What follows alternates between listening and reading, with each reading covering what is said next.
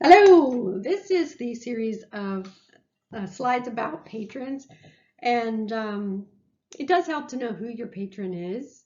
It gives you a lot of information about their question, which it just sounds counterintuitive, that the whole idea that, well, you should treat everybody the same, but your answer and the way that you proceed really is going to change depending on who your patron is. And I'll sort of defend that statement as we go through. And it's going to save you a lot of sort of shortcuts and time if you know more information. So let's jump into it. Status really does matter, and it matters because it matters to the patron. So they care that they're of a certain status. And I have a acting background, so I went to school for acting, and it's an exercise that you do where you change your status. So you play high status, like I would play high status, and another person would play low status, and it changes the way you proceed. So you get to be able to figure out what a person's status is based on the way they carry themselves, the way they talk. It's all kind of weird stereotype stuff, but it actually is real, this idea, and it's all in your head, what you think your status is and relative status. And one tip from an improv teacher I had is that if you want to get on someone's good side, or if you want, then you match their status. And that actually is a really interesting idea of matching someone's status. And I don't know if that will help in this context. Maybe it will. But you read the status and you match it, and it has something to do with the way we communicate. But she gave some examples of connecting with people who were high status if you also play high status. So there's a whole probably dissertation in there, and I'm sure people have written about this. I just know about it from the acting and improv background, and just my experience of people's status and what they think their status is.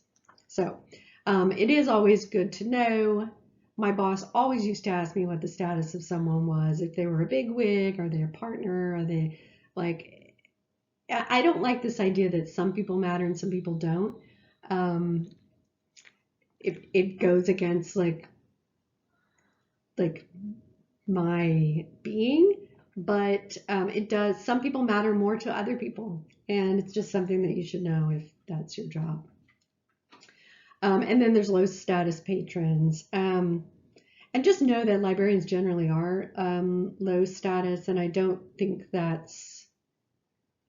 that may be part of just the stereotype, but it also may be part of the idea of serving others, and that we enjoy serving others. And you don't necessarily have to be low status, but other people may interpret that willingness to serve other people as low status. It's just a really, I don't want to get into trouble with saying this, but there is a pecking order, especially in a law firm, that it helps to know where everybody stands. And it's one of those weird things.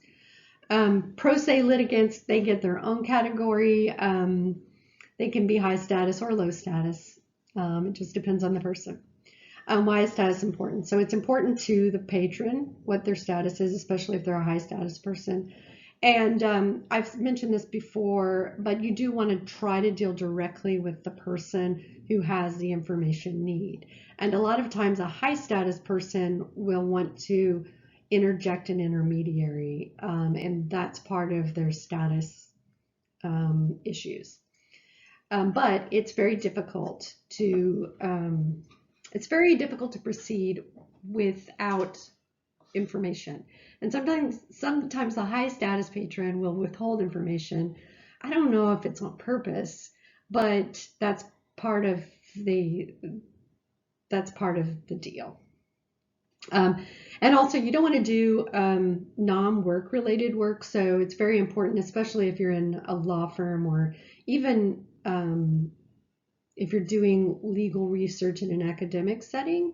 You don't want to be doing legal work for someone who doesn't work in the firm, because then you may have a conflict issue arise, or you may have they may think, even though you're not a lawyer, or if you are a lawyer, there begins to be this issue of are you holding yourself out as a lawyer? Are you practicing law?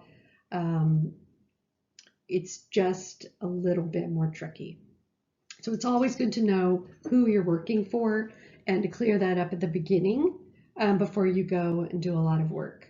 Also, you don't want to do anyone's work for them. So unless they're high status. So if it's like a named partner in the firm, or if it's the board of regents, or, I mean, you may go out of your way to do things that aren't in your job, classification. And if it's my direct supervisor, I'm going to do whatever they say, as my friend Margaret likes to say, unless it's illegal or immoral. And that's up to you, whatever your line is.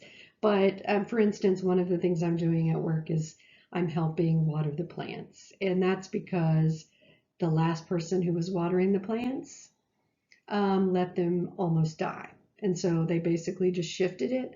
And I have a student worker who's open, has some free time. So my student worker is watering the plants, and I'm helping her organize the watering of the plants. And which meant that for a couple weeks, I was watering the plants, which is totally fine. I don't mind it. It doesn't mean I'm any less of a librarian or whatever. I like plants. But sometimes people will ask you to do strange things, and if it's your boss, you'll do it, right? So anyway, what I'm saying is, you don't routinely want to be doing somebody else's work. It's just not, you don't have enough time to be doing that. And believe me, you will get to where you resent it. So you have to sort of figure that out and very tactfully extricate yourself from that situation. So some of the things we'll talk about with the reference questions is kind of I'll give you some tips for finding that out, trying to figure that out. Okay, so on to the next slide.